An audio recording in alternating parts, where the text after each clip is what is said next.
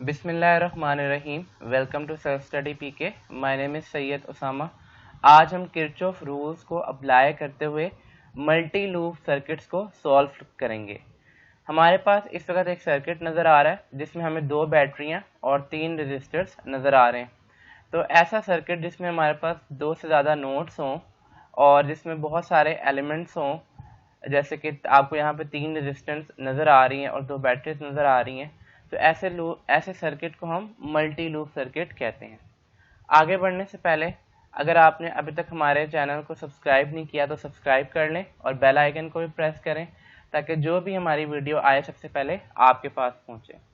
तो स्टार्ट करते हैं मल्टी लूप सर्किट को। इसकी डेफिनेशन देख लेते हैं। Circuit consist of more than one node and branches and many circuit elements. Nodes का मैंने आपको बताया था जहाँ पे 3 या 3 से ज़्यादा पॉइंट्स आके मीट कर रहे हैं। तो आपको नज़र आ रहा है कि हमारे इस सर्किट में 2 नोड्स हैं बी एंड डी, और आपको ये भी नज़र आ रहा है कि हमारे पास 3 ब्रांचेज हैं B A D, B D and B C D. और अगर हम इसको डिवाइड करें तो ये हमारे पास 2 लूप्स बनते हैं। सबसे पहली बात तो ये कि जैसे कि मैंने लास्ट लेक्चर में आपको बताया था कि अगर 2 बैटरीज हों, लेकिन वहाँ पे इशू ये था कि दोनों बैटरीज एक ही लूप के अंदर थी, तो यहाँ पे आपको कोई इशू नहीं है, आप करंट की कोई भी डायरेक्शन ले सकते हैं। लेकिन एक बात याद रखिएगा, फर्ज करता हूँ कि मैं कहता हूँ कि मैंने इसमें एंटी क्लॉकवाइज डायरेक्शन ली है, तो आपको दूसरे लूप में भी और तीसरे चौथे लूप में भी एंटी क्लॉकवाइज डायरेक्शन ही लेनी होगी। मतलब direction of current must be same in all loops, तभी हम इसको सॉल्व कर सकते हैं। हमने करना क्या, हमने करंट की वैल्यू निकालनी है I1 की, हमने इसमें करंट की वैल्यू निकालनी है I3 की, और हमने करंट की वैल्यू निकालनी है I2 की। अगर हम इस नोड D को अपना पॉइंट मान लें तो हम देख सकते हैं कि I1 और I3 इनपुट करंट है और I2 आउटपुट करंट है। तो हम किरचॉफ करंट लॉ को अप्लाई करके इक्वेशन लिख सकते हैं I1 plus I3 is equal to I2। आपने पढ़ा था sum of all the current is equal to 0। तो इनपुट करंट को हम पॉजिटिव लेते हैं और आउटपुट करंट को हम नेगेटिव लेते हैं। आगे चलते हैं, हम अपने loop B A D B पर किरचॉफ वोल्टेज लॉ अप्लाई करते हैं और हम कोशिश करेंगे कि I1 का फॉर्मूला निकाल सकें। अगर हम इस पे यहाँ पर देखें, अगर हम इस पॉइंट से शुरू हो, यहाँ पे पोटेंशियल है VB, battery negative to positive है, इसका मतलब है इसका पोटेंशियल पॉजिटिव होगा। ये in the direction of current है, इसका मतलब है इसका पोटेंशियल नेगेटिव होगा। और जरा यहाँ पे देखिएगा, यहाँ पे हमारे पास करंट जो हमने चूज किया है वो नीचे से ऊपर की तरफ जा रहा है, लेकिन जो I3 है वो हमारे चूजन करंट के डायरेक्शन के ऑपोजिट है। इसका मतलब है इसका जो पोटेंशियल होगा वो पॉजिटिव होगा। और फिर हम वापस अपने लूप के ऊपर आ जाएंगे, पॉइंट के ऊपर B पे, इससे पोटेंशियल दोबारा VB होगा। तो हम इस इक्वेशन को लिख सकते हैं VB plus E1 minus I1 R1 plus I3 R3 is equal to VB। इस प्लस की और इस माइनस की और इस प्लस की मैंने आपको रीजन बता दी। VB से कैंसिल हो जाएगा, हमारे पास इक्वेशन बन जाएगी E1 minus I1 R1 plus I3 R3 is equal to 0। जैसा कि मैं आपको पहले बता चुका हूँ कि हमने इस लूप को सॉल्व करके I1 की वैल्यू निकालनी है, तो हम क्या करते हैं इक्वल टू के उस साइड पे ले जाते हैं I1 R1 को, ये वहां जाके पॉजिटिव हो जाएगा। E1 और I3 R3 यहाँ पे ही रहेगा। जो दूसरी साइड पे I1 R1 गया है मैं उसके R1 से डिवाइड कर दूंगा लेफ्ट हैंड साइड पे, तो हमारे पास इक्वेशन आ जाएगी I1 is equal to E1 over R1 plus I3 into R3 over R1। इसको हम नाम दे देते हैं इक्वेशन 2 का। स्टूडेंट्स, मेरी आपसे एक रिक्वेस्ट है कि साथ साथ इसको नोट डाउन करें, तभी आपको ये समझ आएगी। आगे चलते हैं, अब हम loop B D C D पर अप्लाई करते हैं किरचॉफ वोल्टेज लॉ और कोशिश करते हैं कि उससे हम I2 की वैल्यू निकाल सकें। तो बी डी सी बी पे जरा यहाँ पे देखें, इक्वेशन में ओपन कर देता हूँ। पहले आपका पोटेंशियल यहाँ पे VB, आप डाउनवर्ड जा रहे हैं, करंट की डायरेक्शन और आपके चूजन डायरेक्शन सेम है, तो ये माइनस I3 R3। आप इस तरफ आते हो, अगेन दोनों करंट्स के डायरेक्शन सेम है, माइनस I2 R2।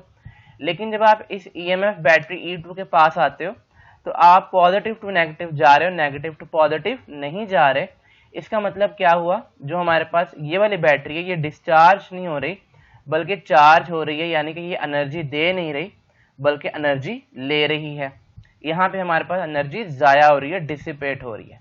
तो इसको हम माइनस के साइन से लिखेंगे, -E2, और वापस हम VB पे आ गए। पोटेंशियल VB से कैंसिल हो जाएगा, जैसा कि मैंने आपको पहले बताया। मैंने I2 निकालना है, I2 हमारे पास आ जाएगा, इसको हमने दोबारा से कैंसिल करके लिखा है VB को, हमारे पास I2 आ जाएगा। I2 is equal to E2/R2 minus I3R3/R2।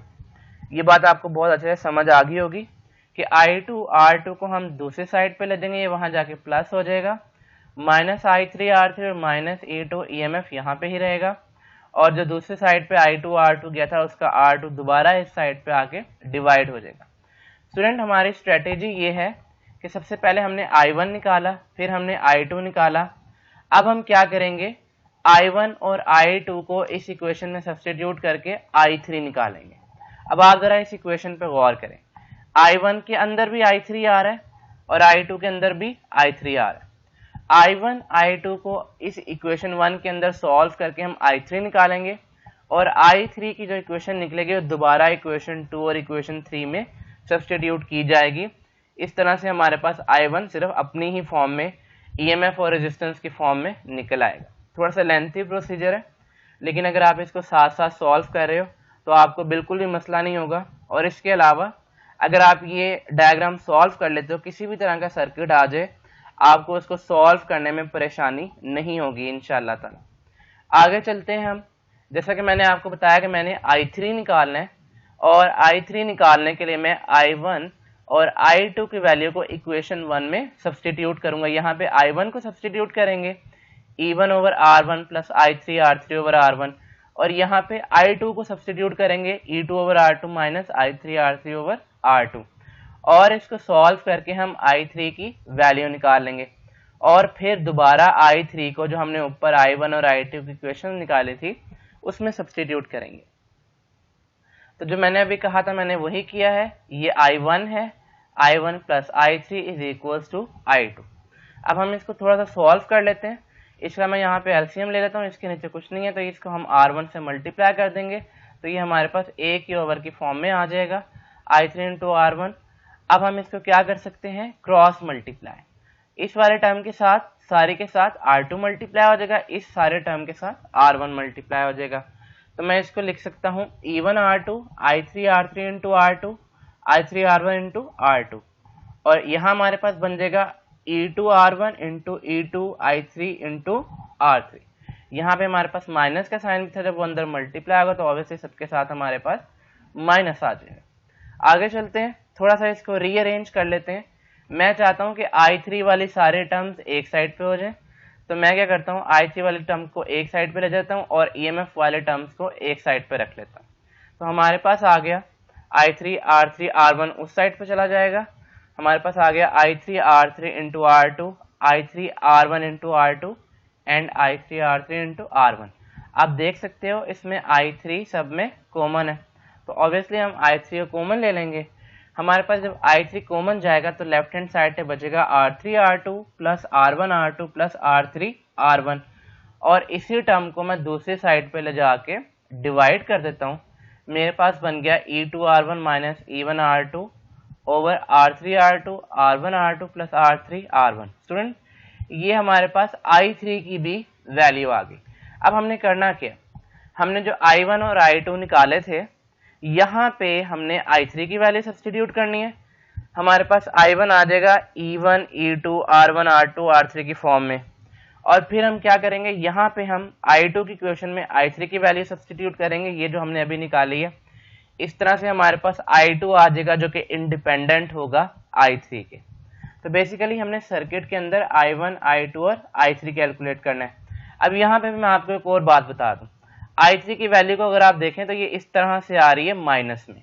इसका मतलब क्या है, हमारी जो करंट की डायरेक्शन है वो गलत है, मतलब I3 जो है वो इनपुट करंट नहीं है बल्कि आउटपुट करंट है।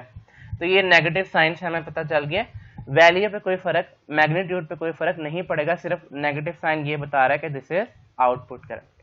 आगे चलते हैं। अगेन जो मैंने आपको पहले ऊपर बताया है कि I1 इक्वेशन में हम I3 की वैल्यू सब्सटीट्यूट करेंगे। आई होप आप साथ साथ लिख रहे होंगे, इसलिए आपको समझ भी आती जाएगी। E1 over R1 as it is, R3 over R1 as it is. ये I3 की पूरी वैल्यू जब ये हमने ऊपर डिराइव की थी, ये मैंने यहाँ पे I3 की जगह पे सब्सटीट्यूट कर दी है। अब हम क्या करते हैं, इसको इनसाइड मल्टीप्लाई कर देते हैं। हमारे पास ये R3 ऊपर मल्टीप्लाई हो जाएगा, R1 नीचे मल्टीप्लाई हो जाएगा। हमारे पास इक्वेशन आ जाएगी E1 ओवर R1 अभी भी लेफ्ट हैंड साइड पे एज इट इज है, हमने R3 को इनसाइड मल्टीप्लाई कर दिया है। आई होप ये कोई इतना मुश्किल काम नहीं है। R3 ऊपर मल्टीप्लाई हो गया, E2 R1 R3, E1 R2 R3, R1 नीचे मल्टीप्लाई हो जाएगा तीनों से बारी बारी, R1 R2 R3, R1 square R2 R3 into R1 square. तो मैंने इसको वैसे सिंपल लिखा है, इससे कोई प्रॉब्लम नहीं होगी क्योंकि हम अभी इसे कॉमन ले लेंगे। अब आपको यहाँ पे नजर आ रहा है कि E1 ओवर R1 है, हम इसका एलसीएम ले लेते हैं इसके साथ। आपको नजर आ रहा है कि जब ये वाले टर्म होगी तो इसमें R2 R3 नहीं है, जब ये वाले टर्म होगी तो इसमें R2 R1 नहीं है, और जब ये वाले टर्म होगी तो इसमें R3 R1 नहीं है। तो हम बारी बारी इसको इन टर्म्स के साथ मल्टीप्लाई कर देते हैं। तो E1 R3 into R2, E1 R1 into R2 plus E1 into R3 into R1। इस तरह से अब हम ये कॉमन डिवाइड इसको कर सकते हैं। ये हमारे पास I1 आ गया, हमें नजर आ रहा है E1 R2 इंटू R3 ये नेगेटिव में, और ये E1 R2 इंटू R3 ये पॉजिटिव में, ये एक दूसरे से कैंसिल हो जाएगा। हमारे पास ये तीन टर्म्स बाकी बचती हैं। तो हमें एक और बात नजर आ रही है कि डिनोमिनेटर में हम R1 को कॉमन ले सकते हैं, जो कि मैंने यहाँ पे ले लिया। और आपको ये भी नजर आ रहा है न्यूमरेटर में से भी हम R1 को कॉमन ले सकते हैं, तो वो भी मैंने इसको यहाँ पे ले लिया। R1 से कैंसिल हो जाएगा, हमारे पास फॉर्मूला बचेगा करंट निकालने का E1 R2, E1 R3, E2 R3, E3 R2, R1 R2, R3 R1। आपको नजर आ रहा है कि राइट हैंड साइड पे यहाँ पे कोई I2 I3 नहीं है। मतलब अगर आपको बैटरी EMF 1 की वैल्यू पता हो, E2 की वैल्यू पता हो और ये रेजिस्टेंसेस की वैल्यू पता हो, तो आप बहुत आराम से I1 निकाल सकते हो। और ऑब्वियसली बात है, किसी भी तरह की फिगर होगी उसमें आपको ये सारी वैल्यूज दी गई होंगी, या उसको आप किसी और तरीके से सॉल्व कर सकते हैं। तो लें जी, हमारे पास I1 इस तरह से कैलकुलेट हो सकता है। अब बस हमने I2 निकालना है। I3 तो पहले ही हमने जिस फॉर्म में निकाला है वो सिंपल सी है, उसमें कोई और चीज हमारे पास नहीं आ रही, इसलिए I3 तो हम पहले ही इस फॉर्मूले को यूज करते हुए निकाल सकते हैं। लेकिन अब निकालना है हमने I2 कैसे निकालेंगे? I3 की वैल्यू को दोबारा I2 में सब्सटीट्यूट करेंगे। ये हमारे पास I2 का फॉर्मूला जो हमने पहली स्लाइड में निकाला था, E2 R2 R3 over R2 into I3। Problem ये है कि हमने यहाँ पे I3 की वैल्यू को सब्सटीट्यूट करना है। I3 को हम यहाँ पे सब्सटीट्यूट कर देंगे, ये हमारे पास आ जाएगा E2 R1 minus E1 R2 R3 R2 R1 R2 plus R3 into R1। तो अब हम क्या करते हैं, R2 से अंदर मल्टीप्लाई करने के बजाय हम R2 को कॉमन निकाल लेते हैं। ये काम आप ऊपर वाले स्टेप में भी कर सकते थे। तो R2 कॉमन आ जाएगा, यहाँ ये अंदर सबके साथ मल्टीप्लाई कर देते हैं R3 को। ये हमारे पास बन जाएगा 1 ओवर R2 माइनस E2, ये इसकी जगह हमारे पास माइनस E2 आ गया। 1 over R2 minus E2 minus ये सारे टर्म एज इट इज। आगे चलते हैं, हमारे पास बन जाएगा E2, अगर हमने इसको एलसीएम ले लें इसके साथ, तो E2 हमारे पास बन जाएगा R1 इंटू R2। यहाँ पे हमारे पास एक नेगेटिव साइन मिसिंग है, वो आप इसको यहाँ पे सब्सटीट्यूट कर लें, माइनस E2 ओवर R2। अच्छा, तो अब यहाँ पे जब हम इसको देख रहे हैं कि हम इसका एलसीएम ले रहे हैं, तो E2 R1 into R2 plus E2 R1 into R3 plus E2 into R2 into R3, इसको आप किसी भी सीक्वेंस में लिख सकते हैं, उससे हमारे पास कोई फर्क नहीं पड़ेगा। आप देख सकते हो इसमें हमारे पास कैंसिल हो रहा है E2 R3 into R1, E2 R3 into R1 E2 R3 into R1 से कैंसिल हो जाएगा। हमारे पास जो बाकी टर्म बचेगी वो आपके सामने है। अब ये जो बाकी टर्म हमारे पास बची है E2 R1 into R2, E2 R3 into R2 और E1 R3 इंटू R2, इसमें से हमने R2 कॉमन ले लिया है, R2 डिनोमिनेटर वाले R2 से कैंसिल हो जाएगा, और ये हमारे पास I2 निकालने का फॉर्मूला बन जाता है E2 R1 E2 R3 E1 R3 R3 R2 R1 R2 and R3 R1। आपको नजर आ रहा है कि राइट हैंड साइड पे हमारे पास कोई I1 नहीं है। आई होप स्टूडेंट्स आपको लेक्चर पसंद आया होगा। हमें कमेंट्स में ज़रूर बताइएगा कि आपको लेक्चर कैसा लगा। हमारे चैनल को सब्सक्राइब करें, वीडियो को लाइक और शेयर करें, और अगर आप चाहते हैं कि हम मज़ीद लेक्चर्स बनाएं तो हमें इस नंबर पे थ्रू इजी पैसा सपोर्ट करें 0320 044 2054। Thank you very much.